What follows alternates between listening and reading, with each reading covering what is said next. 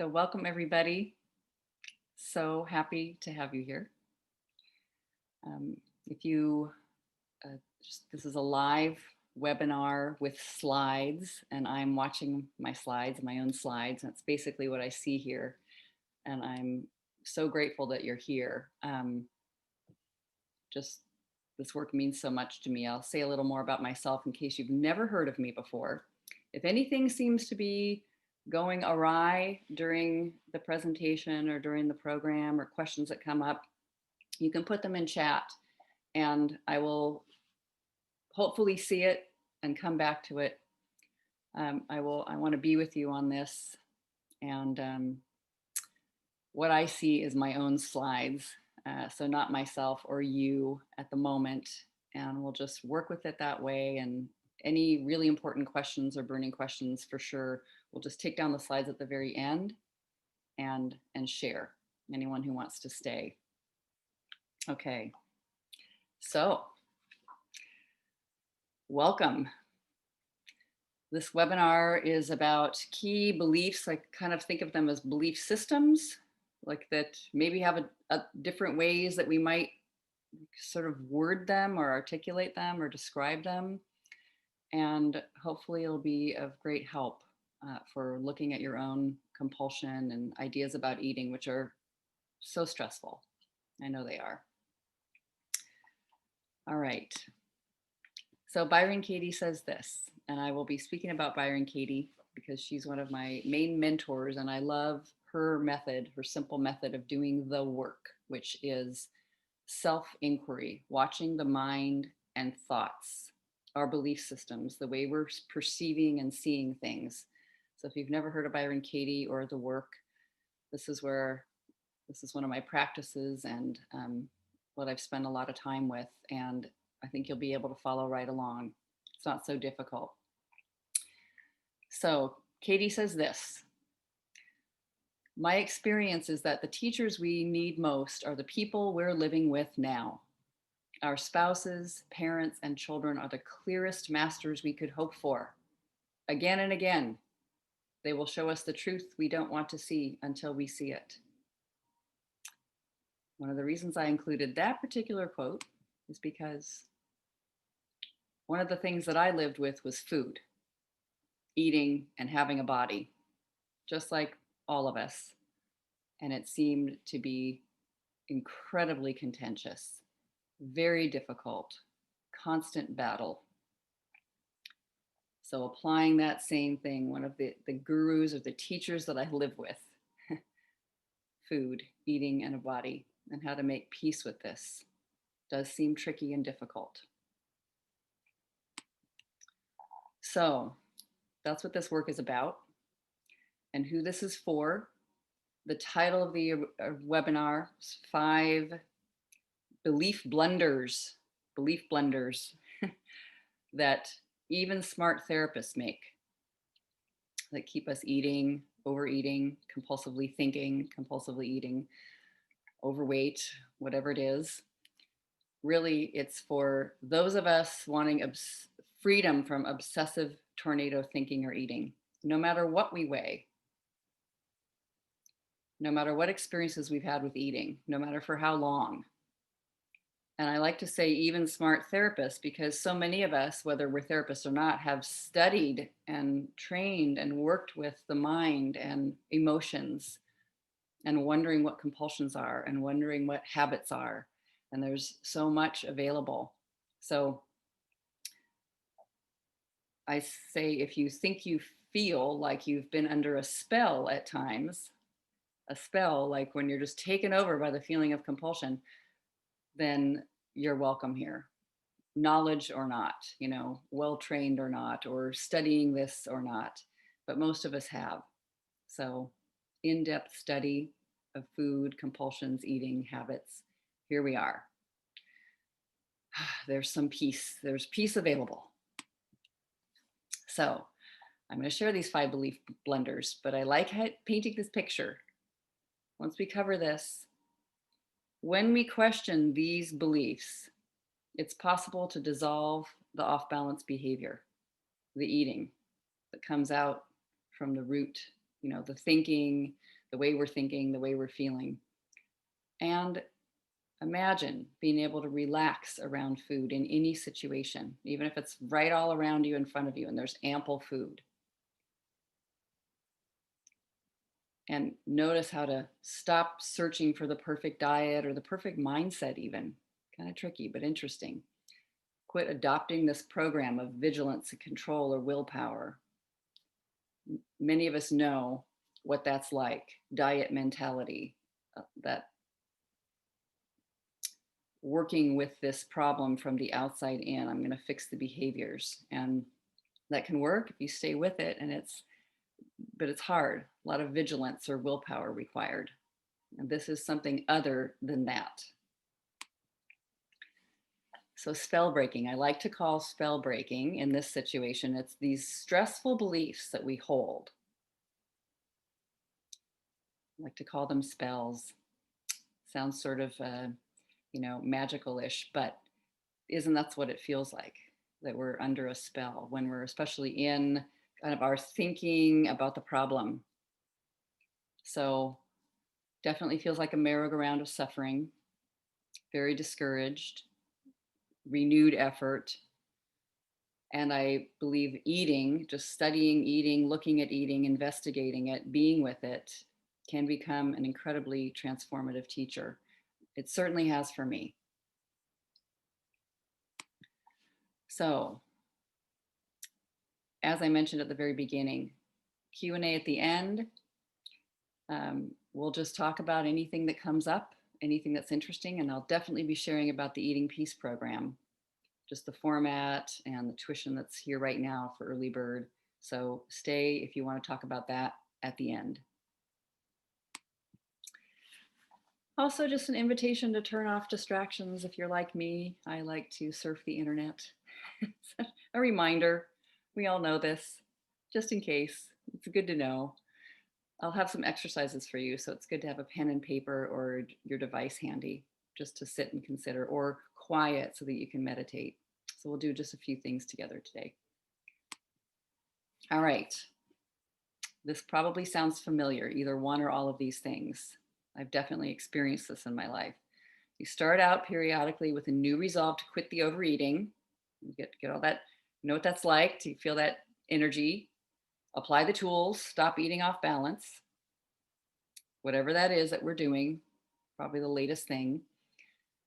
Or secretly eating in private, very isolating. I find this particular compulsion quite isolating because we often have a lot of shame and doubt about it, and we don't want other people to see us doing it. I certainly ate a lot by myself. All binge eating was totally alone. I was not eating with other people. And yet, you can also go to parties or gatherings with lots of food and find yourself obsessed by the presence of the food there, maybe the whole time. Like, I'm ready to eat. No, I'm not eating.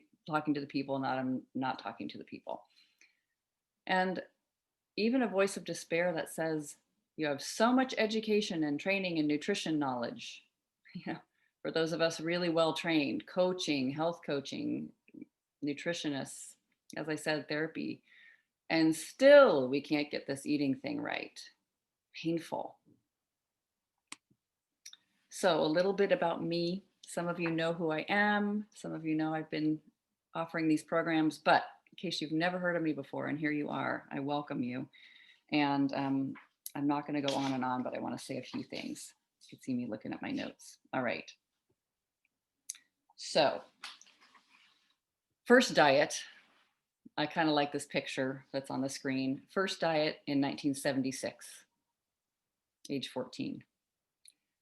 I went on a diet with my mother. I'm sure she didn't realize the impact of it, and she felt like she was suffering from overweight or trouble with food her whole life. So she definitely had, beliefs in place that were difficult to even imagine questioning. So that started a kind of a build of off balance thinking, feeling, and eating and attitudes about my weight and my appearance and my attitude and my way that I ate, that did not feel like it went away. It felt like it got worse. So it definitely, I can see, first diet stimulated a worsening of this trouble internally. So I thought at the time nothing could be better than being thin. Doesn't matter what I feel. Nothing can be better than being thin. It was like a very hellish suffering. Within 6 years from this point, I was fully bulimic. That is, severely restricting my intake and then binge eating and vomiting and having episodes like that several times a week. That lasted for a long time. I was also constantly trying to lose 10, 20, or 30 pounds. Like the weight kind of ranged up and down. And this is different for everybody. Some people have enormous amounts of weight that are gained depending on what their situation is. And it doesn't matter, it's the compulsion within that is so, uh, feels so destructive, feels so painful. I used to isolate and stay at home, avoid gatherings with large amounts of food, really felt lonely and terrified. And this is even with beginning to seek out help. I went to Overeaters Anonymous for the first time when I was 19. And with each thing that I'm going to mention here about what I've done for help, there were things of value, sometimes immense value, and still this persisted.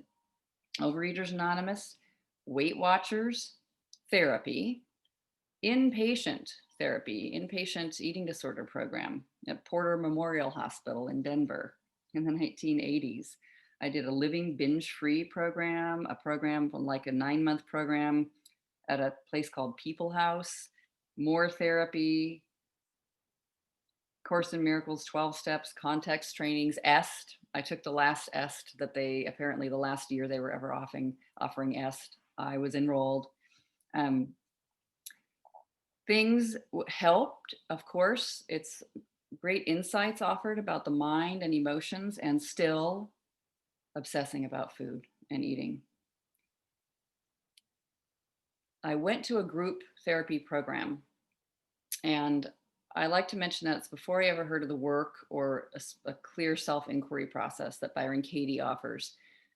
In that group therapy, I actually stopped the more extreme eating. I stopped binge eating. I stopped ever forcing myself to purge from over exercising or vomiting. So there was a last binge of that kind. I still found extreme criticism about my body and worry about food and eating for like another decade. And then I went to the school for the work. I found the work of Byron Katie, and it was really mind blowing for me to notice, oh, this is what it means to not identify with your thinking, to not believe everything you think. Kind of had that idea before, but I had no idea how to do it. So, School for the Work of Byron Katie, 2005. When I was there, I had a true moment of truth, one of those huge insights. I had quite a few, but when it came to food and eating, very big. And it changed everything for me for that point forward. There really was like a moment of change. I don't think that's necessary or possible for every single person, but there was like a transformative moment where it was no longer present. The doubt, worry, hatred, concern, and fear around what was going to happen with food, hunger, fullness, body image. I just realized I'd had such a religion about food and so much fear, and it simply dissolved. So I sort of backtracked with what happened there, what had happened before that, what happened there, and what happened after. And not long, I felt very ecstatic about that freedom found in not having all the judgments and the fear that I had had that I carried with me since age 10 or so.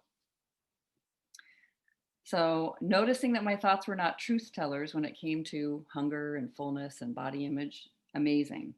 So, from that point, I did not immediately begin to work with people, other people. I was just looking at myself and like almost seeing like what happened there? What happened there?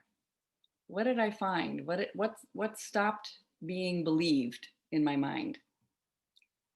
And eventually looking at that, I this is a picture of me making a presentation at Institute for the Work, people who are training to become facilitators in an annual event, and talking about working with people with eating issues of all kinds. So it felt so wonderful to be able to even be in that position, like amazing to me. And first Eating Peace Retreat, 2011, which is amazing to me because that's like almost 10 years ago, only for 2 days. First Eating Peace Process, a much shorter group online in about 2013, in 2013. And I wrote an ebook, which some of you've probably read, and maybe that's how you found your way here, on thoughts to question to end eating wars. So just good to hold that image of that we've all imagined, and I love image, imagined about where we want to go. Once we shift these beliefs, you don't feel like being crazy with food or eating. Like that's what can be offered.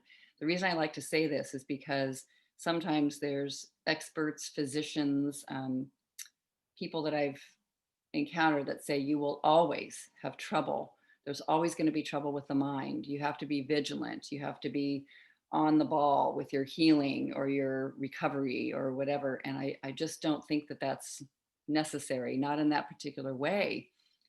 I think there's this, you're able to realize that something is wrong with you isn't true. And foods are not dangerous. And this experience of eating isn't something to be frightened about.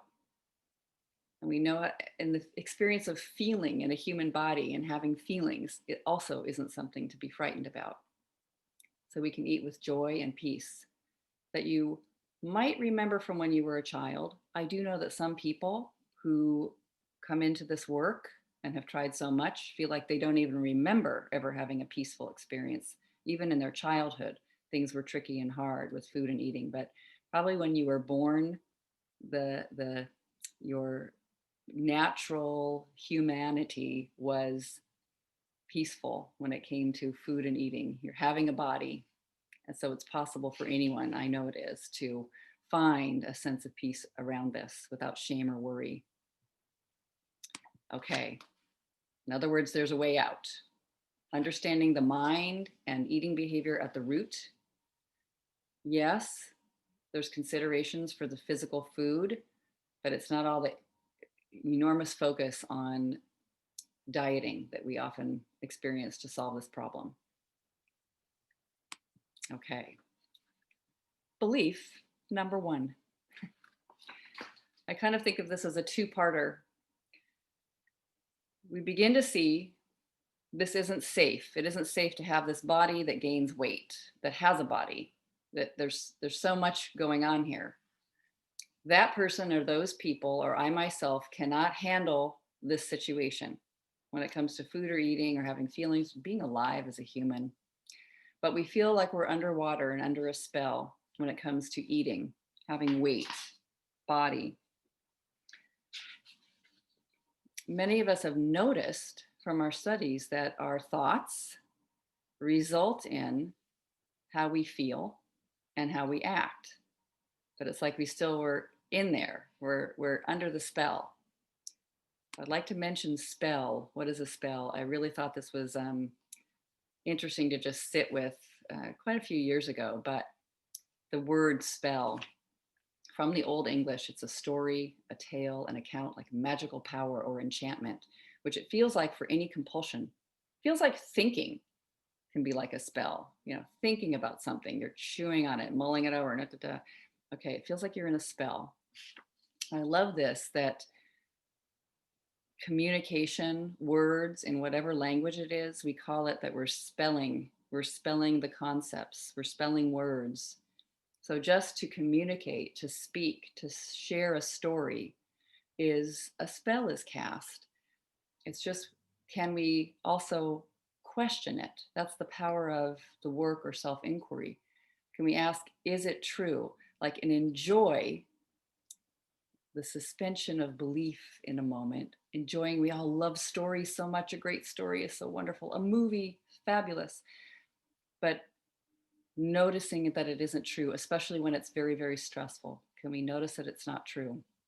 But helpful to just be aware, even the very word itself, when we spell a word, we're creating something that is of some sense of power. So when we're telling ourselves that food is dangerous, here comes a spell. But of course, that's what we're going to look at here. So this very first one, I like to think of as many of them. I'm so terrified. This isn't working. It's wrong, bad. I'm too heavy, dangerous to eat, whatever it is that's going on there, sense of fear. And then coming in and believing, well, if I'm feeling that positive feeling, like what I was sharing when you noticed, when I'm gonna manage this, I'm gonna handle it, I'm gonna do something about it, I'm ready. It's like to the rescue. I'm drowning. Oh, to the rescue. I'll take care of this. I'll take care of you. Often there's some very interesting things to see about how I relate to other people. I noticed that my relationship with other people and the way I communicated or related began to feel troubled before food and eating troubles came in. Something to think about and notice. But it's like, this is an emergency. I will help. I'm going to swoop in. I'm going to get that diet program. So these kind of meld right together. I think of them as like conjoined twins. I feel anxious and afraid, and I very quickly want to come to the rescue of myself or other people or something in the world. So it's movement, speedy, quick, urgency, urgency. I'm responsible for my well being. I'm responsible for their well being. My help is required. I know what they need, and this is good. They or I am a victim, so I must rescue. The world can be dangerous. I know this from personal experience. Damage control, damage control. Don't we kind of say that? I can recognize that inside myself about thought and eating and what we're doing there with food and eating and taking it in. This first belief, I I mentioned this about with other people because of this idea around when I say even smart therapists. Those of us often are very caring hearts, very open hearted, really interested in the world and other people, and uh, want to help, or we have service roles in the world. We want to be of service. So there's the world and other people, but seeing when there's responsibility taken for well being, how that can be troubling and difficult. I just noticed along the way, many people that came to Eating Peace Retreat, many people that enrolled in Eating Peace, they'd be like nurses, therapists, health coaches, because of course, these people in these positions are interested in supporting others, and they've also been interested in training and learning about the human mind and the human condition. So no surprise there, but just watching. I believe in fear. I believe in I need to be afraid, and rescuing is almost an immediate velcroed right to it, and that can be hard to be quickly hunting and solving a problem for where's the answer, where's the answer. So an example, a woman called Nancy had a full private practice as a therapist. She's working on her eating piece, and she found herself, what she described about her week was that when she worked on Saturdays, she often took an appointment at 7 p.m., which I thought, wow, I didn't even know you could do that. Of course you can. She has her own office. It's a building that was full of other therapists' office. And she would often take a last appointment at 7 p.m. on Saturday evenings. And she also happened to find for a long time that there was like there was candy dishes or other people's food in the reception area. And she would always start to eat it. She was the only person in the building, and she would start to want to eat the food. So, an interesting moment to study. When I asked her what she was believing, she said, well, I have to work. And besides, I'm doing something good for somebody, you know, but I have to work because of money. I need it. Um, which was a powerful place to sit with, that isn't food and eating, but she could sit with that and questioning her beliefs about money and loneliness and needing to work hard. I found this to be also incredibly helpful to question, just to watch my perceptions about the world being dangerous unless I work, work, work. Tips over into off balance. So, just important to notice that it builds, and there's like a little follow the breadcrumb trail of what is frightening for her in that moment.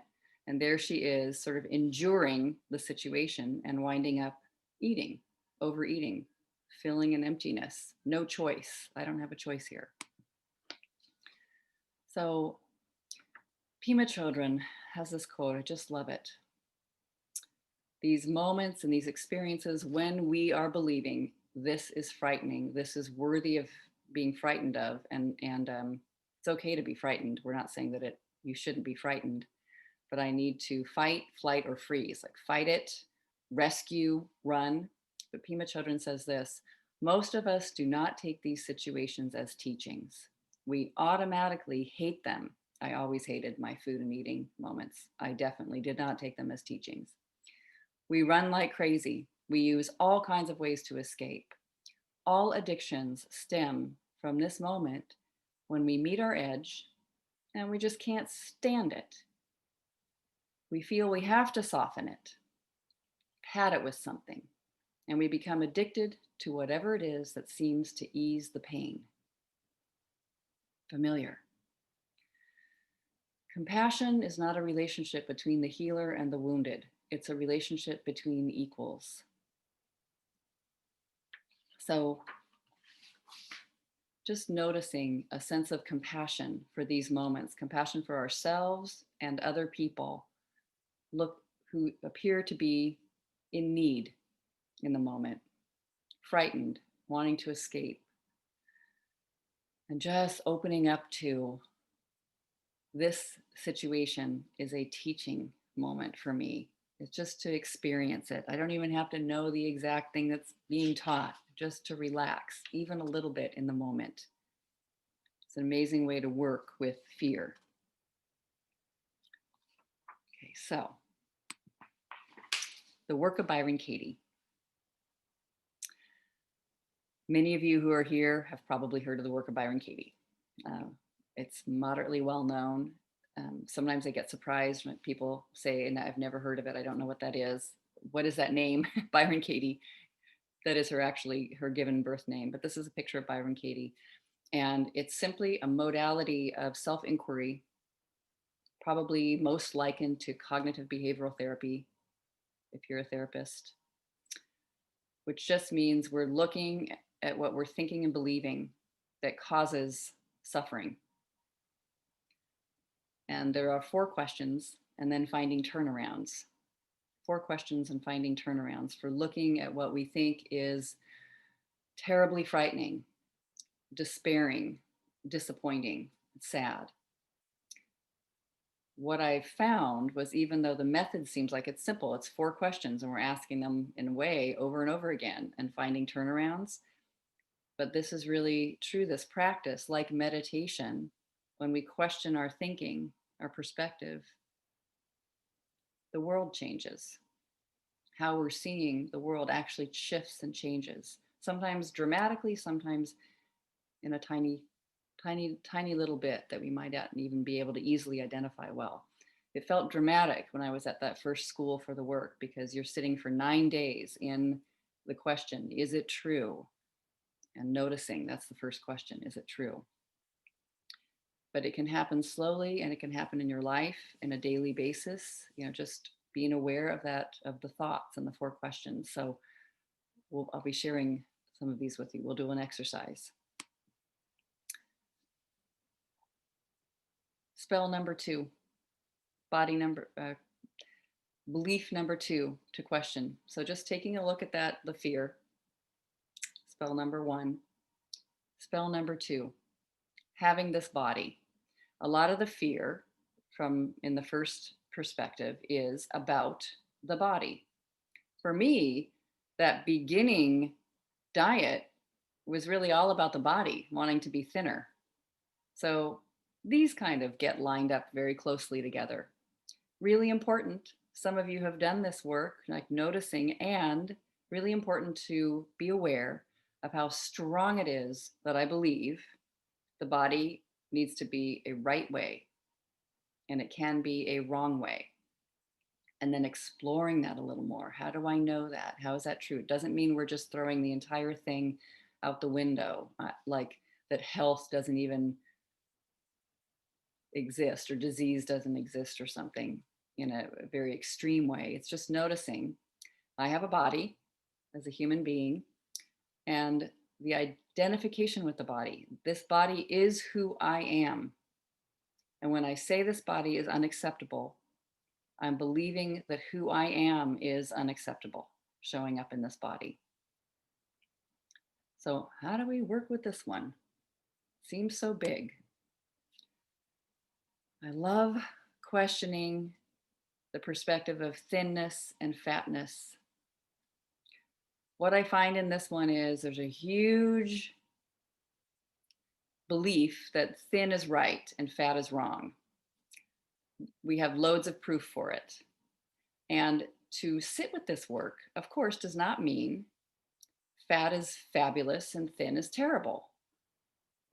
We're not like flipping it around. It's just noticing the whole entire story, the depth of believing in this, and how it feels like a dangerous motivation to move into, even holding on to thinness when you're not feeling peace in your daily life with food and eating feels so hard.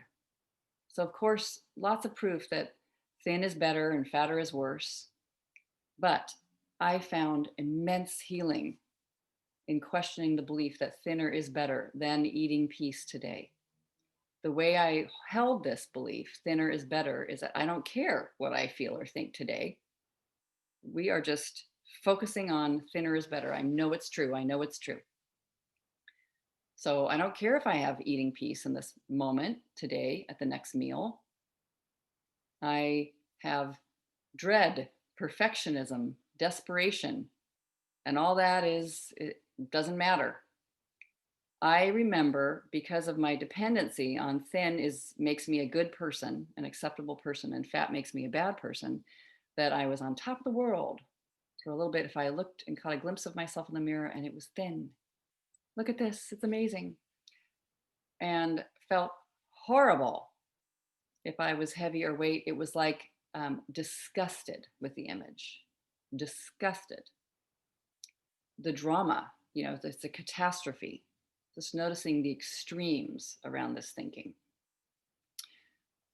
The eating in the daily life, in our experience in the present moment, becomes really a mirror of our thinking and feeling like it just can't help but feel dread or danger or worry around eating when thinness is so critical, number one. I found if I held this belief, the mind is saying things like, never let go of worshiping thinness. You have to suppress your own urges. You must suffer to acquire thinness. Help is required. So the effect of that, unfortunately, is suffering, a sense of being controlled, unhappiness. We're trying to look at peace. It doesn't mean, what's interesting is, it doesn't mean we're questioning the specific foods and that I should or should not eat them and I'm going to throw it all out. There's awareness there, but just isn't so extreme like this, with that being the number one goal. What's the solution? As I mentioned, the solution to not being thin, or even being thin and needing to keep it. You're already thin, but you got to keep it. Is diet, exercise, eat this, don't eat that, food lists, food plans. It often is this. Measure this, weigh that, count, log, do, don't. So just noticing how many, I love this what somebody said once, it's a technical fix. It's like technical fix. We're fixing the outcome, the end results, not necessarily looking at the thinking and feeling that came before. So we're fixing the outcome and we're focused on that, all eyes on that.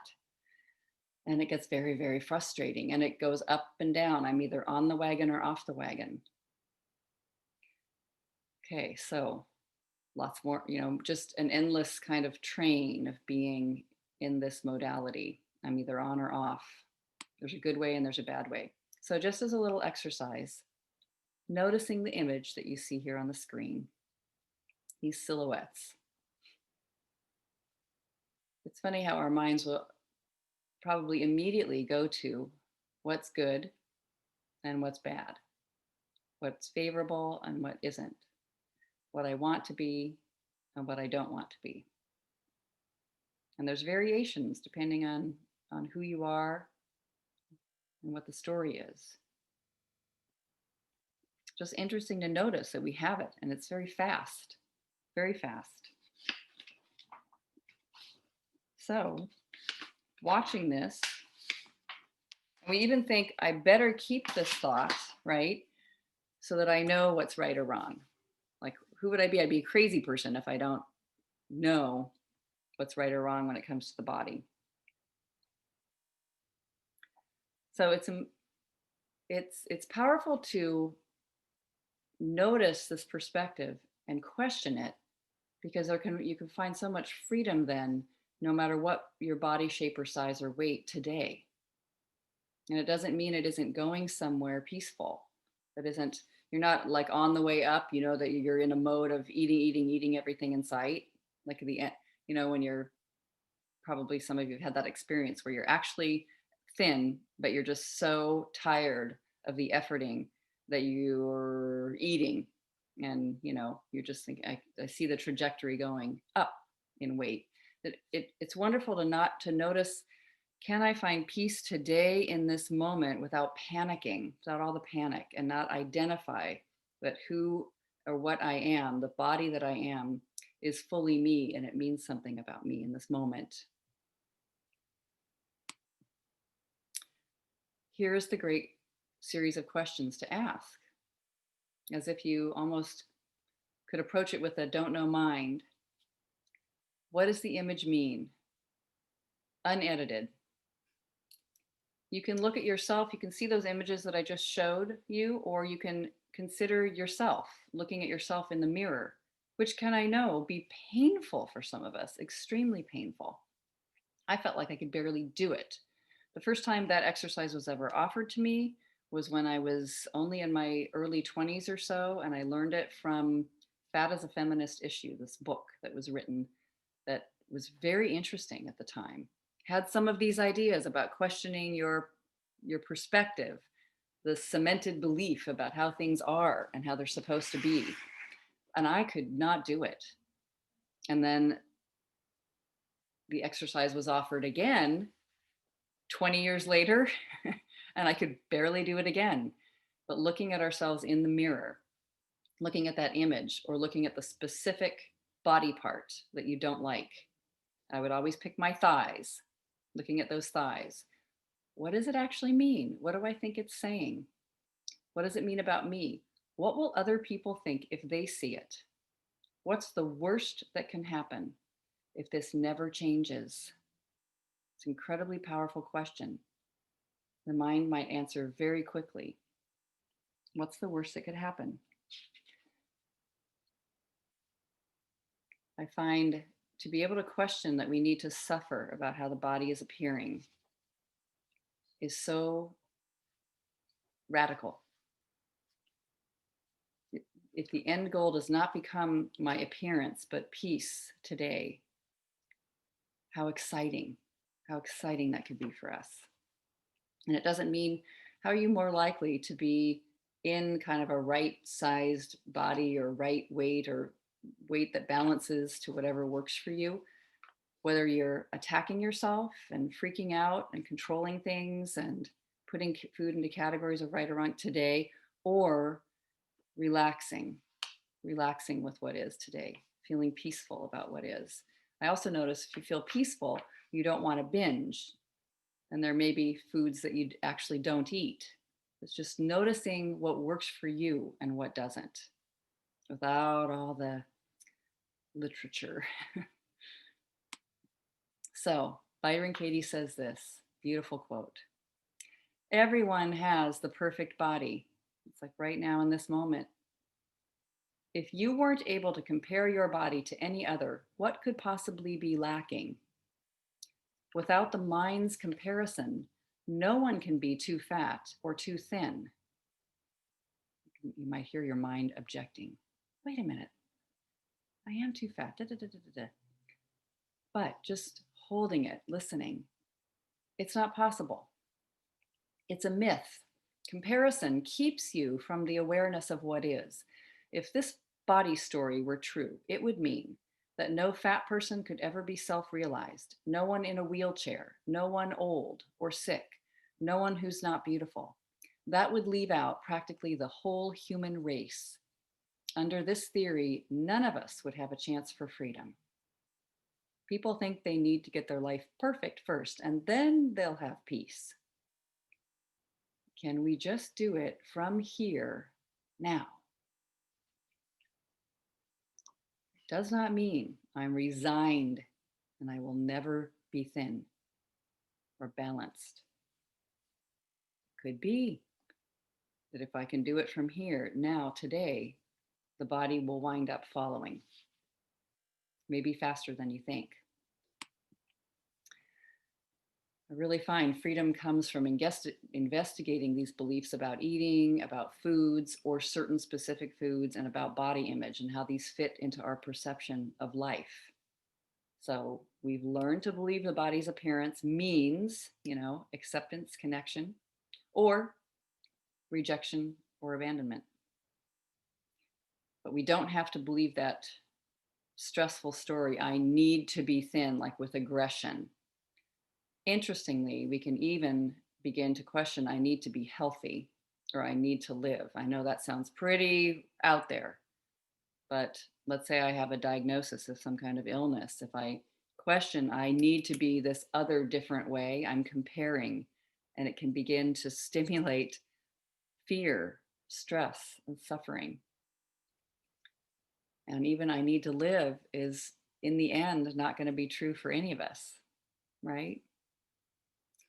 So amazing to question that and be at peace with these concepts, as some say, before I die. So one more little piece about this, very interesting. I love this this incident that happened in an eating peace program several years ago. Sherilyn was a mindfulness therapist, and here she was in the Eating Peace program. Definitely felt like she'd been tortured by that. She was in Hawaii at the time we began the Eating Peace program on vacation. And so she saw herself in the glass on the street. And I could so relate because I would see myself walking down the sidewalk and you catch a glimpse of yourself in a glass, just the side of a building. But it's a reflection. And I would instantly, always in the past, have the thought, gross. And she was noticing this. She felt dismay and really disturbed by the belief I need to be thinner. And it was very inspiring to sit with her, use her own mind through the work, answer the 4 questions, and find other possibility and potential for just absolutely thinking of that as true. Something lightened up, and we talked probably a whole year, 18 months later, and she said it's still the case. So much lighter. Beautiful. Practicing that. Byron Katie also says this: every story is about body identification. Without a story, there is no body. Amazing. So that brings us to spell number 3. Belief number 3. My thoughts, which is where this mind sort of goes next. Well, then my thoughts about my body or about fear maybe haven't been true. Well, that's a great pondering. It's a good thing to wonder. And what I love noticing is that Before inquiry was possible, everything I thought was potentially true. My thoughts are real. My thoughts are true about this. My thoughts are important. My thoughts are interesting. And I know they are. Nothing wrong with them being there. I mean, I've been very interested in my thoughts. That's why I'm even here and do this work, and why I love the work of Byron Katie so much, or self inquiry. But just noticing how I know my thoughts are real, true, important, interesting is I begin to feel strongly immediately when thinking certain thoughts. But when we hold this, it can bring an incredible amount of suffering. So this is where I think, the work, what Byron Katie is offering, and other people who ask us to inquire, all the way back to Socrates. Katie suggests there's really only two choices when we're suffering. We're believing our thoughts, or we're questioning our thoughts. There was some point along the way of doing the work when I thought, oh, there isn't an option for, door number C, don't have the thought at all, by my command. Like, I'm just not going to think it at all. It's too late. I'm already thinking it. So how do we move into inquiry instead of just believing? And I think of believing as just being a believer as repetitive thought. The thought comes up again, and wait, is that true? That could be true. That could be true. It's just repeatedly believing, having it arise in a repeated way and responding to it. But how do we move into inquiry? We notice our feelings. Feelings usually come first. They're the messengers. We know we're disturbed. We just know we're feeling deeply disturbed, and the thoughts get kind of murky. The spells are not really clear, right? The words are not put together easily. But it's great that we have the feelings. We felt so discouraged about this whole eating thing, right? But to trust and notice and be aware of the feelings as rising in response to thought is great. So we feel disturbed, feeling disturbed. Okay that we're feeling disturbed. Letting the feelings be there, even welcoming them in. So let's do the work. It's like a little meditation. There's the grand global thought, the belief, I have an eating problem. Probably everyone has thought this. There's probably people that think this who don't even necessarily consider themselves to have like disordered eating or an eating compulsion or addiction to food or whatever. But just noticing, I have that belief. I have an eating problem.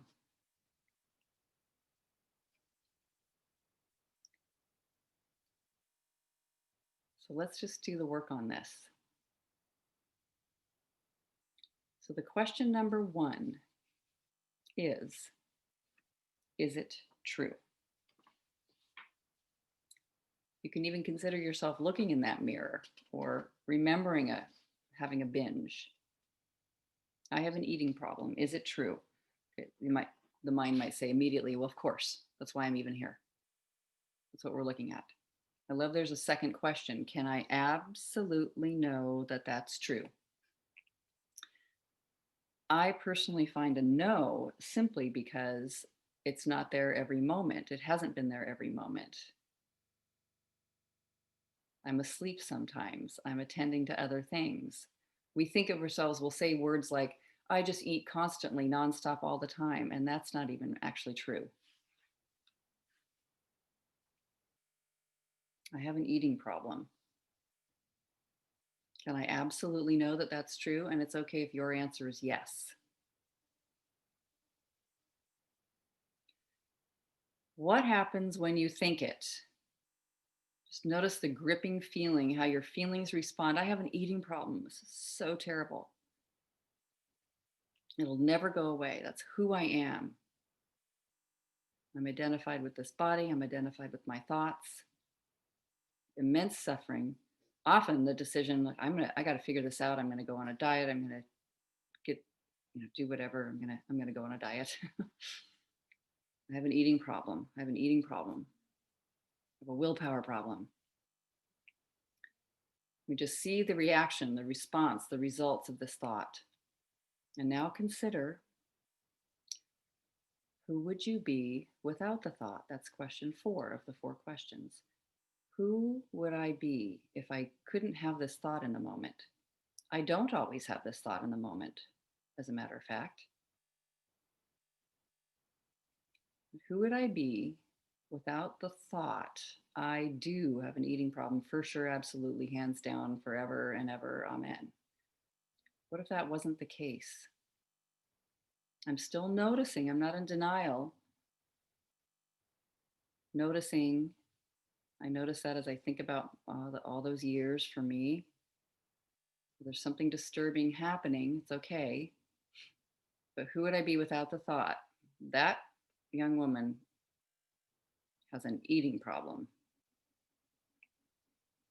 Just an interesting, open, they get a sense of open mind and openness, curiosity. I wonder what's going on.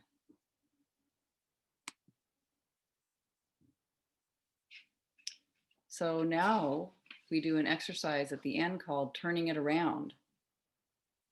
I mean, I just love that entering into the don't know mind. We don't know what's going on. And that is, I find to be true. I always didn't know. I would tell myself that I knew. It's because I have a willpower issue. Something must be wrong with me. My brain was born wrong, whatever. But if I just didn't know, there was kind of an openness, a levity, a lightness to that. And then we get to turn it around. I have an eating problem. I have a thinking problem, especially when it comes to eating. And even this might not be true. problems, problems are real. And I know that it seems they are, but we start to think of them as unworkable or lasting so long and all the suffering. But I have a thinking problem, especially when it comes to eating. I'm getting really ignited and triggered and stirred, and my thinking goes nuts. I'm wildly thinking. I'm filled with thinking. I'm so overfull with thinking. I'm fat with thinking. I have a thinking problem when it comes to eating. I imagine all these horrors and I imagine solutions. I'm definitely not relaxed. Another turnaround would be, I do not actually have an eating problem. I don't have an eating problem. And how is that true? In the most simple way. Not when I'm asleep, not when I'm doing these other things. Not There's so many minutes and moments that we brush over where we actually aren't having an eating problem at all in the present moment, but we'll say, well, that doesn't matter. So there's that in the most simple way. But could it be I don't actually have an eating problem? There's something happening here that's, the perfect storm of everything coming together the way it does that results in overeating or overthinking or undereating or off balance eating of whatever, for whatever reason. And so many of us have had this experience. So maybe there's something important to look at here. And of course, the turnaround, an eating problem has me. It's got me. It's like there's a web of thought. What we're even looking at today, these thoughts, these beliefs, the systems of belief, these ways that we're thinking, and it's got me. It's got me in its grip. I am not remembering who I am without a thought. I'm not even seeing that I'm something, that there's something alive here that exists, that's being human, that has no thought. The thoughts are all like storm clouds, hurricanes, tornadoes. I'm forgetting that those all happen with the sky in the background. I've heard that beautiful metaphor. I am the sky, I am consciousness, and all these things are happening in my day. Things change, and it's how I'm looking at them. So, an eating problem has me in its grip.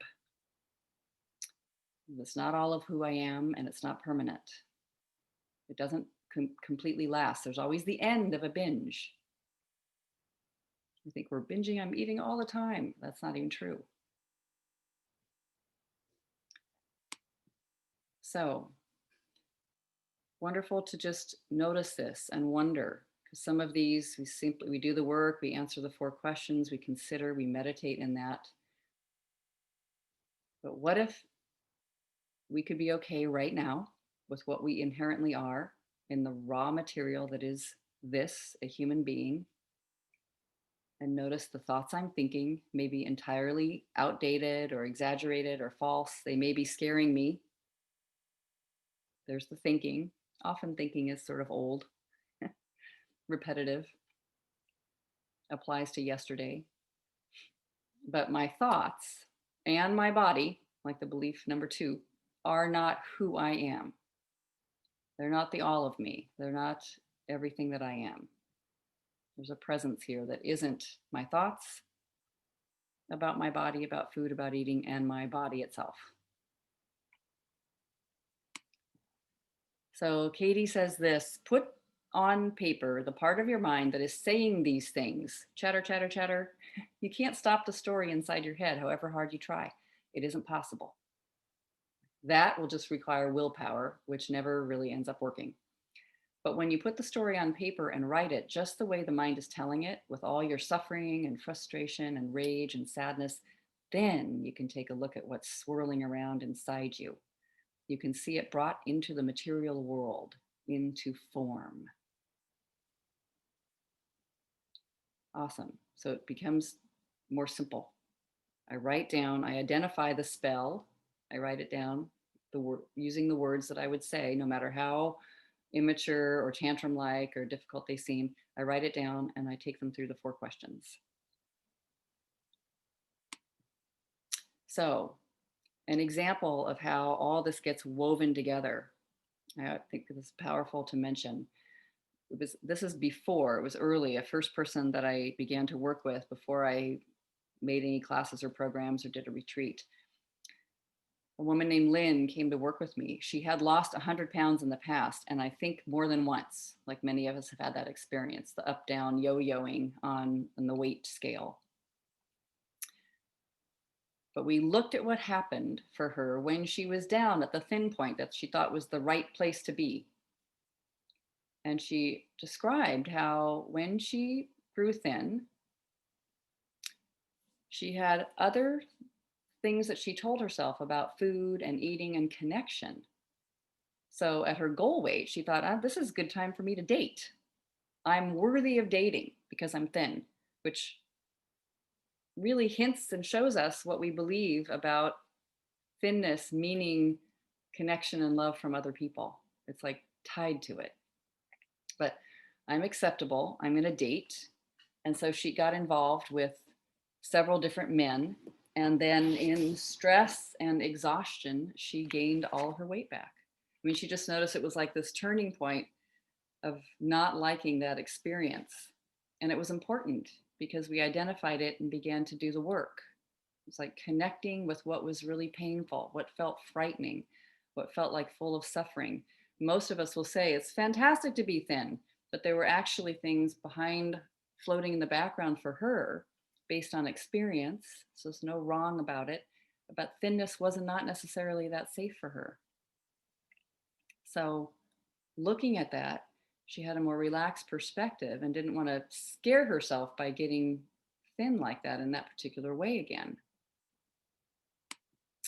So people sometimes say, when in this belief number 3 that is worthy of questioning, my thoughts are important, my thoughts are interesting. What about urges? Because they're thoughts, right? You have a thought in your mind. The main thing that's there about a compulsive urge is huge thought. There I am, I just want to eat. And the thought seems so real. I have to eat it all. I have to eat it now. I can't tolerate not eating.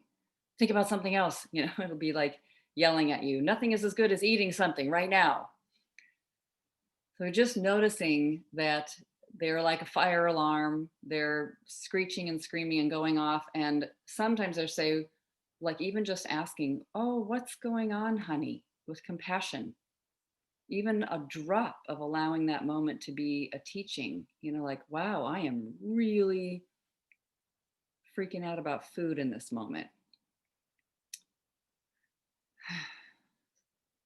Am I my thoughts, though? Do I have to do everything my mind tells me?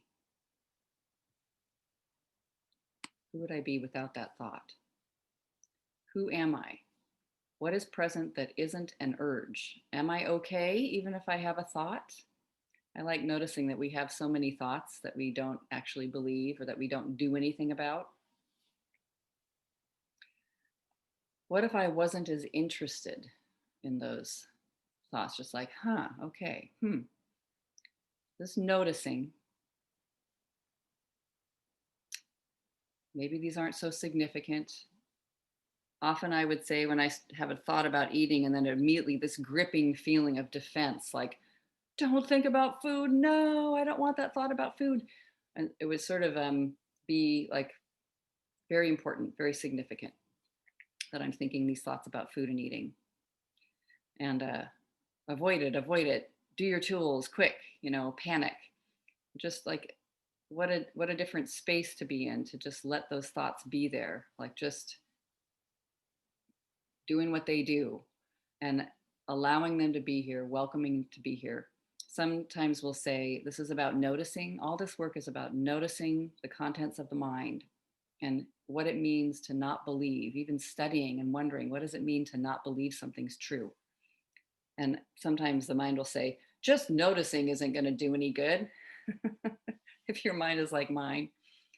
But it's amazing what it can do. It's amazing. Who are you without a thought? So, one more with this. Elisa was in an eating peace program, and she had something that she noticed in a typical day. When her daughter was having a tantrum, she felt extremely impatient. So it was just watching these moments of discord and suffering, and not only just food and eating. And later that night, she binged. And this wasn't a one time experience, this was many times. So she noticed her thoughts about the tantrum, her judgments. She was judging that tantrum. It's wrong for my kid to want this. I have to say yes to make the tantrum stop.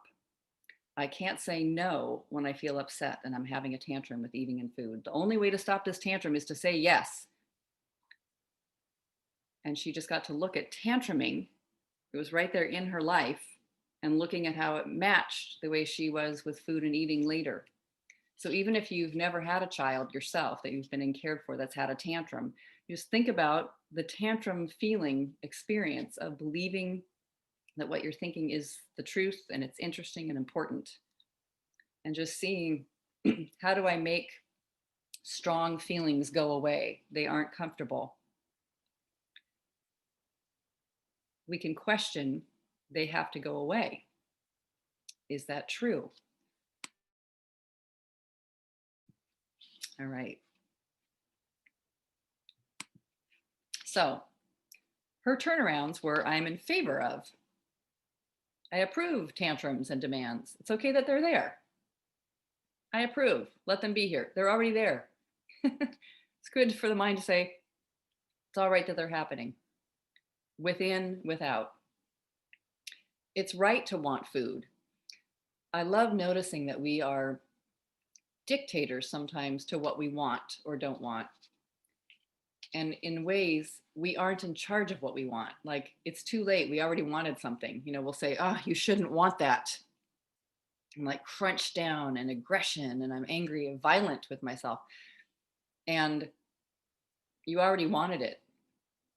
So it's nice to notice I should want it, let it be there.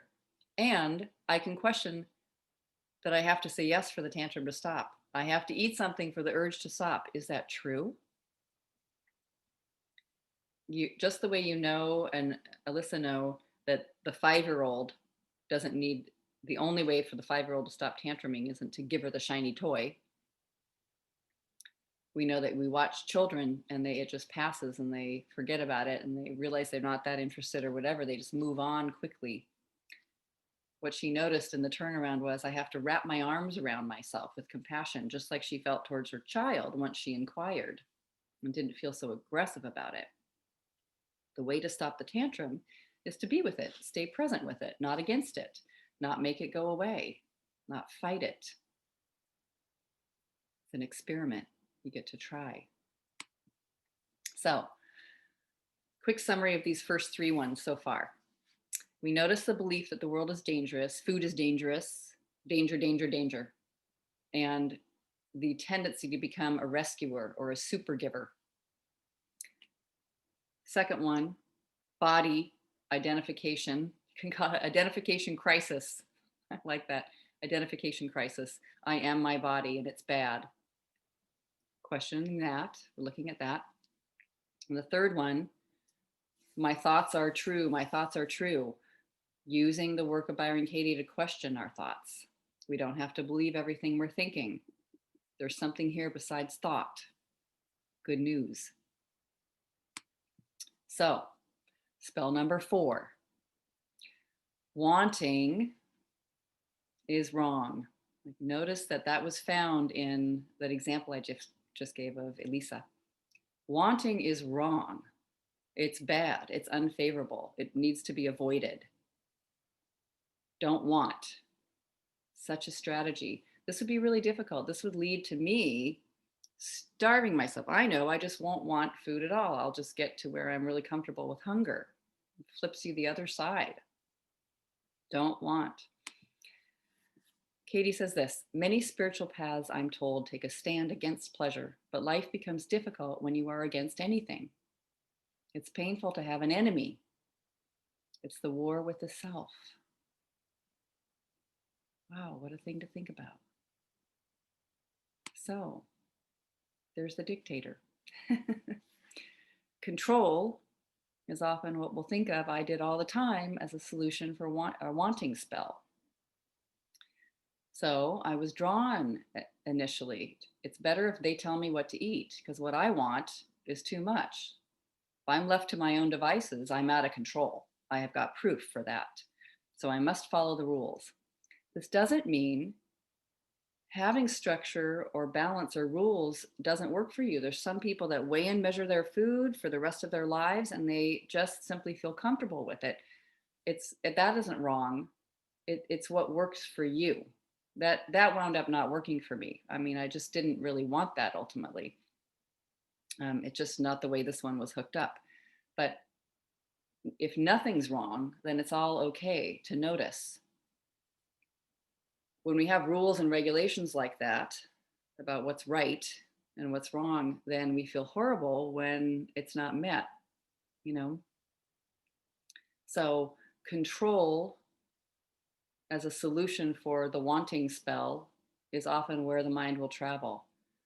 It's like the don't know mind is more open, lighter, more calm. I do notice in my life, for example, I don't particularly have rules about nothing is ever allowed to be eaten. I just sort of have an open place for that. And I notice I don't eat sugar all day, because that doesn't work for me. So it's like just seeing what works and what doesn't is possible for anybody. Peace today, now, in the moment. I also don't eat all day. I used to feel like I ate all day. Even that wasn't true though. But eating, stuffing food in is not peaceful for any of us. It's not actually what we want. We'll just be so judgmental about ourselves for that. So those plans and diet plans and everything can actually make things quite complicated. Then it's your fault if you fall off the diet. Like the reason you're failing is because of your wanting problem that you can't control, or you're too rebellious or whatever, right? The thing is, the wanting doesn't go away, so the problem persists. It's almost as if resistance makes it bigger. Many people think if they eat whatever they want, they'll become the size of a whale. There's an underlying belief, of course, that what we want is bad, but there's maybe something's off with what we believe we want, like what wanting is. If we eat whatever we want, like, in other words, do we actually want to feel stuffed? Maybe there's something else we want that isn't food.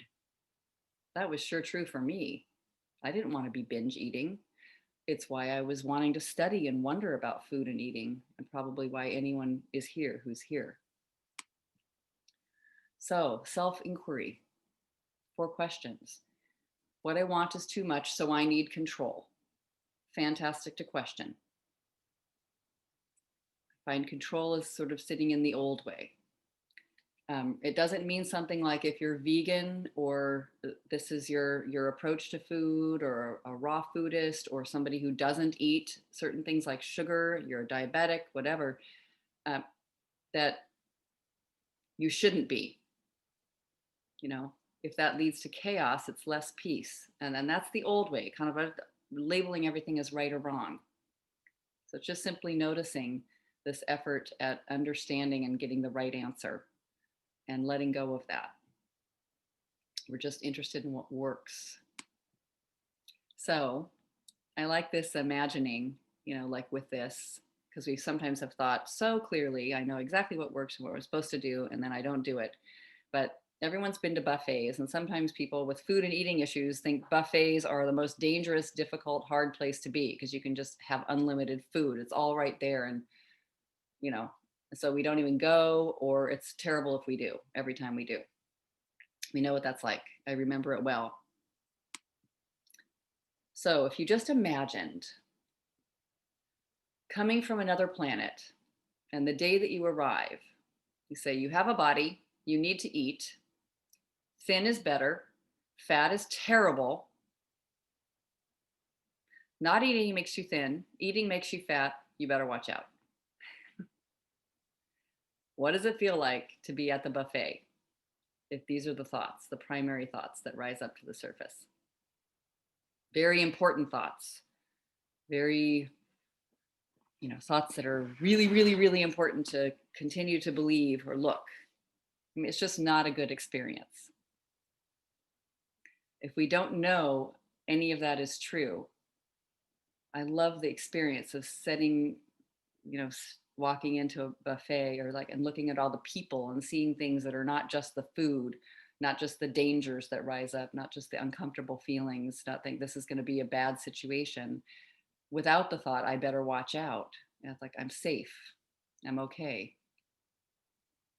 Just the right amount of food is required, nothing more. Nothing more is required for that. And it's actually the natural way we are. All these things bring us into like something that tips off balance.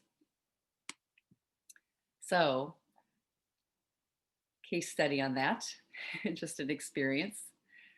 A woman named Diane was in Eating Peace, and she was studying what she wanted and noticing and accepting what she wanted instead of being against it. And she shared this vivid memory fairly early on in her life. I think she was pretty young, going to a lecture where the person on stage said, "The whiter the bread, the sooner the dead."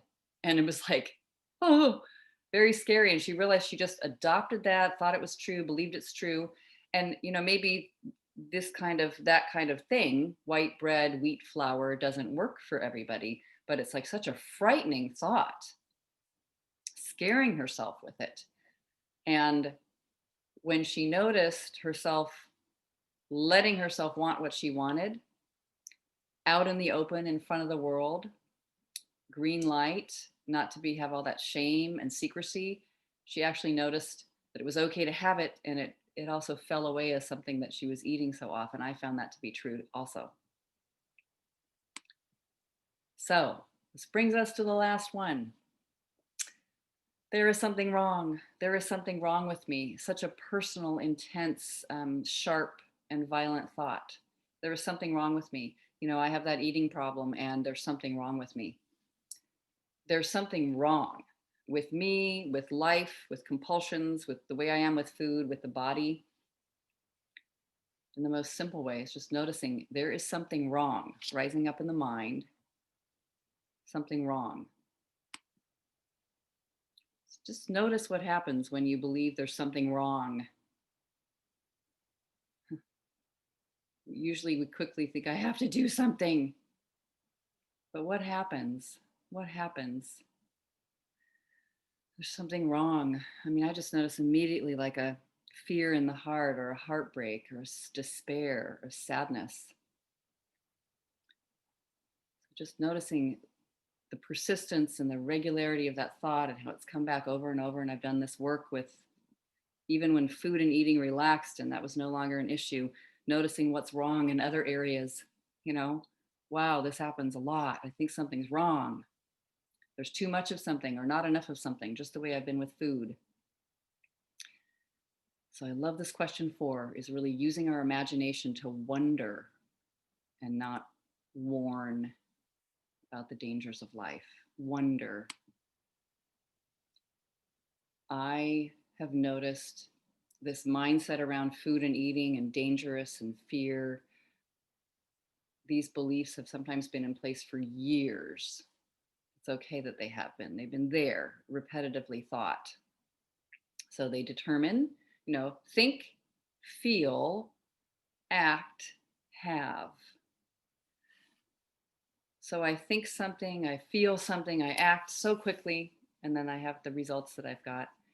So I need to investigate my stories in order to behave in new ways with people and with my own mind, and of course, with eating and food and having a body.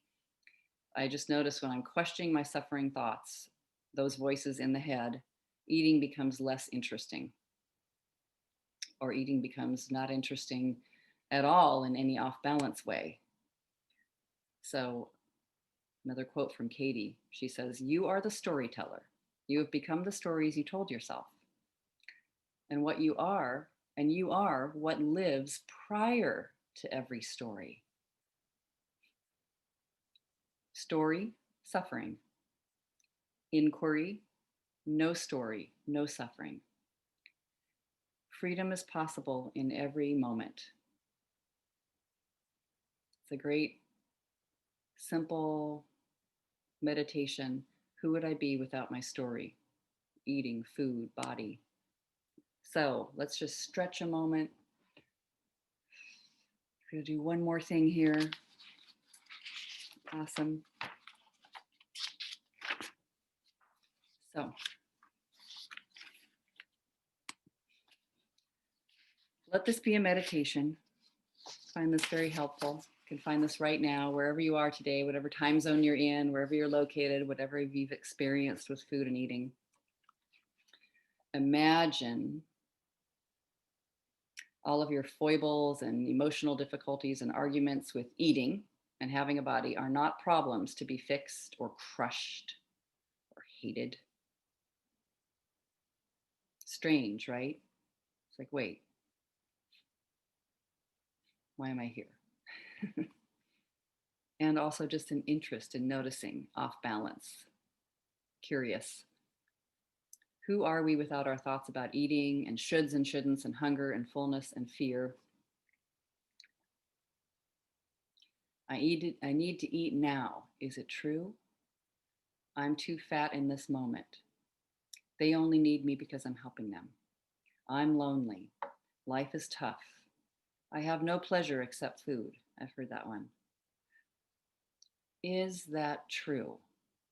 Just noticing. Is it true? Who would we be without the belief I've screwed this up for so long? Just any of your thoughts that are happening in the moment, just opening. Who would I be without my thought? I love noticing that thoughts come and go anyway already.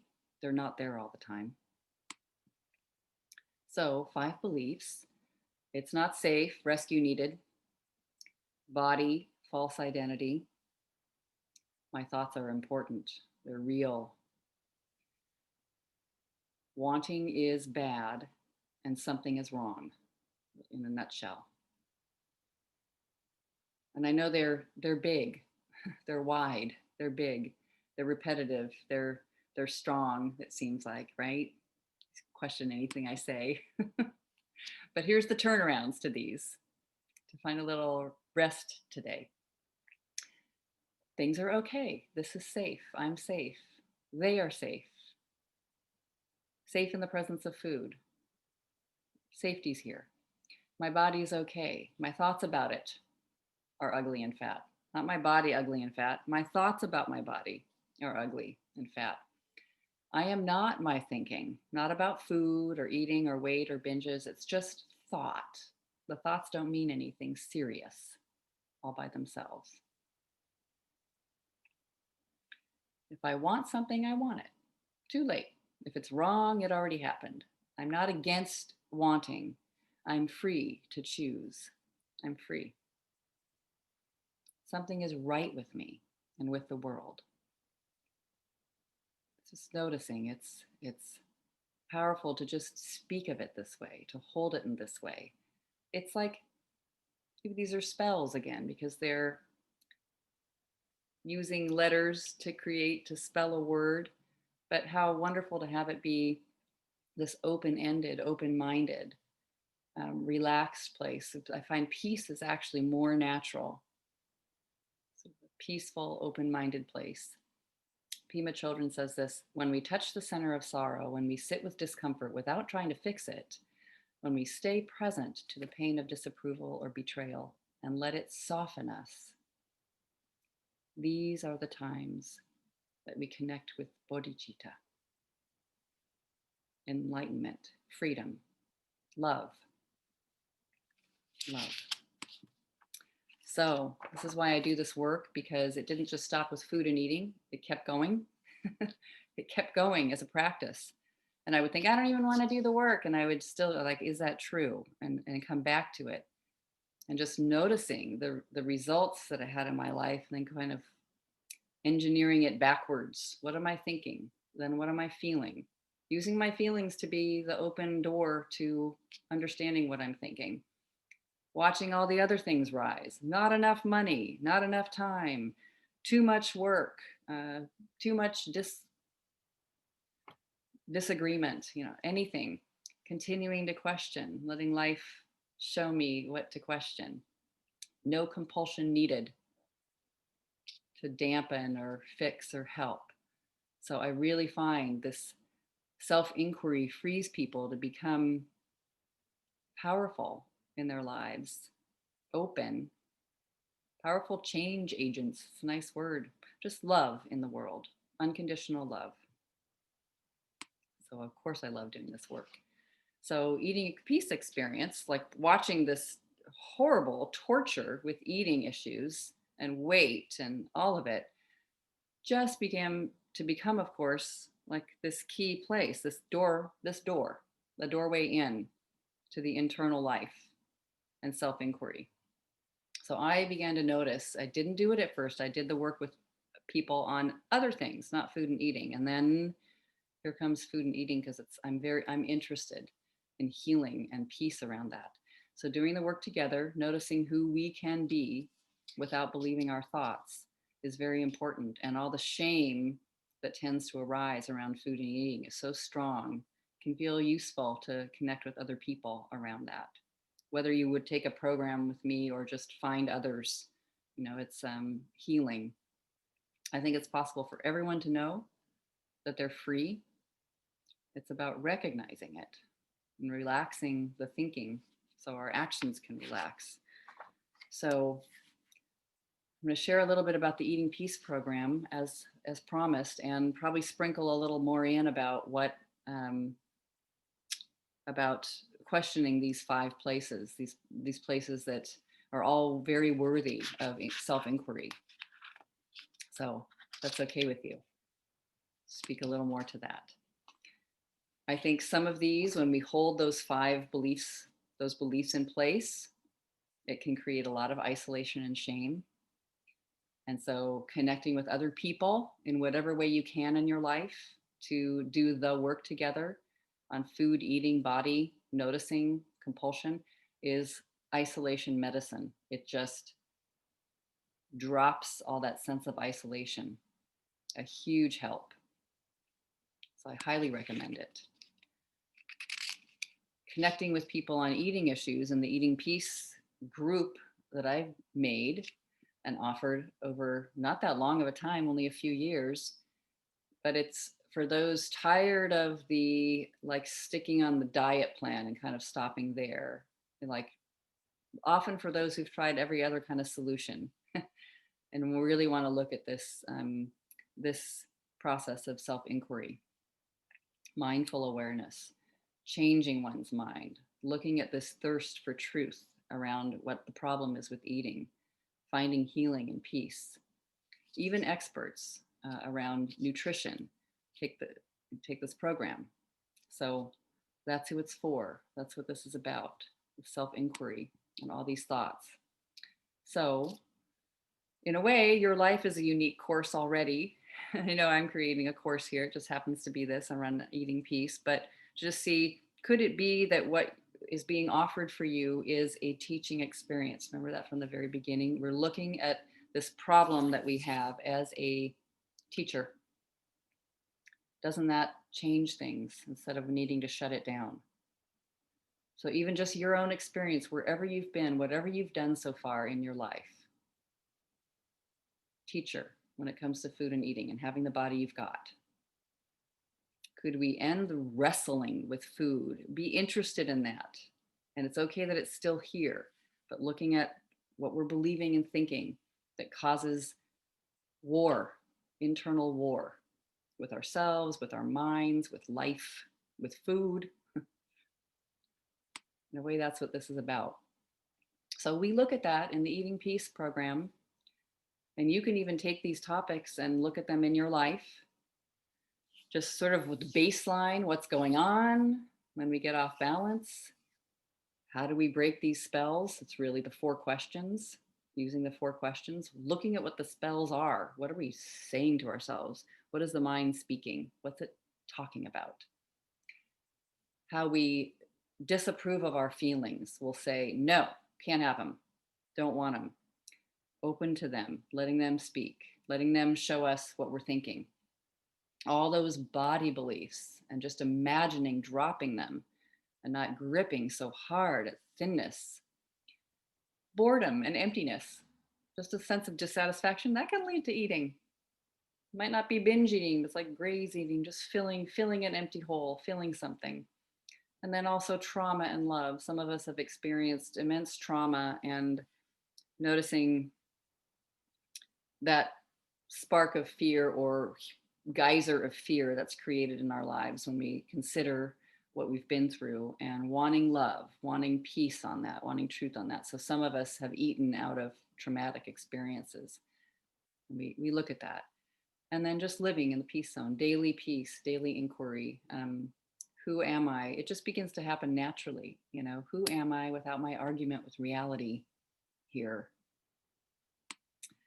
So the specifics of this upcoming course. So here we are beginning again. It starts in October. It's 5 months. We're meeting Monday and Friday mornings. Wednesdays, we're meeting in the evenings. So you can come to one or all, doesn't matter. And we do partner work. So you get to begin to share an inquiry with other people. Everything's optional. I kind of think of it as a smorgasbord. Life is offering you a smorgasbord every day, and you can eat some of it or not, right? Take what you want, take what you need, work with what works, being willing. So I see this work as my work. Really, eating was one of the most frantic, negative experiences that I ever had. And it lasted, it seemed, for so long. And I found some self inquiry is something that I could do. I could answer the questions. I did need help sometimes with how to answer that. Like, I don't even know how to answer the question, is it true? But no one's incapable or unable to do it. And you can do it. And the 4 questions are free. Nobody has to sign up for anything to have them and take them. But I think I'll mention the investment for this. 5 months, it's working one-on-one with me. If you did 2 sessions a week, average kind of 125 or a session would be $5,750. I just think it's important to notice this.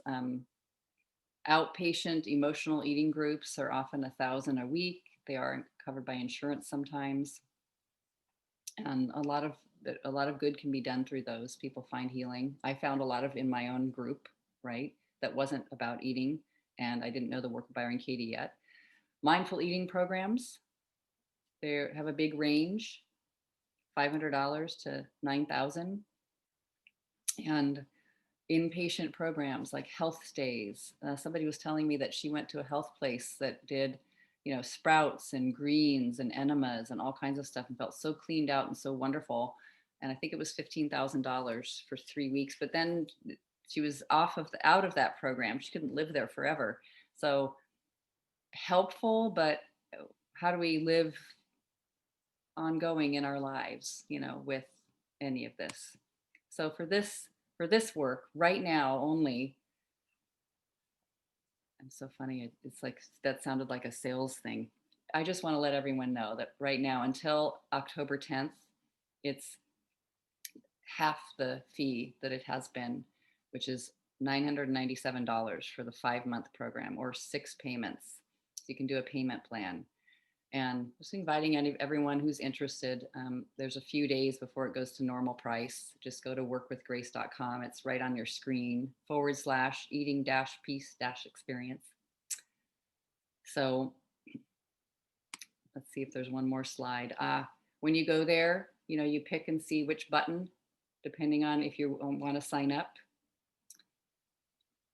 And what's in there is this current half price. It looks like this. You fill it out. We don't really start until October 19th, but we get on board with being in our little forum. I ask people to consider, there's no contracts with this, but to consider, because it's such a high touch, such a robust, an immersion program, to decide within 2 weeks. I think you'll be able to decide if it's for you or not, and full refund, absolutely 100% if it's not for you and you didn't want to do it. So like by November 1st, make that decision. And we just start. And on October 18th, you get an email. It's a live program. There are pre-recorded videos in all the modules that people can follow along. Some people really like to do that and not necessarily come to the live. Like I said, it is a smorgasbord. I love that word for this program. So I like to say, it's people interested in this kind of internal work, not really about diet plans or gym trainings or anything like that, or talking specifically about the food. And we do talk about the food. It's okay to talk about anything. But we're just have an open mind wondering about it all. It's not necessarily for everyone, because we're really showing up and doing this work and watching where our barriers and blocks are, where we believed these things that have appeared. So people retake this because new things arise in their own thought, in their life. Here comes life again. Get to question again. So now I'm totally available for anyone who might want to write something in the chat, or we can bring you off mute if you have a question. I'm absolutely open to that. And let's see. I know it's mostly been sort of very sweet. A few people are telling me they had to go, which is no problem. Thank you for being here. Yeah, anyone who has any questions or thoughts or about any of this along the way, it doesn't have to be about the Eating Peace program either. Just your thought, anything that came up that you think, what about this? I am here.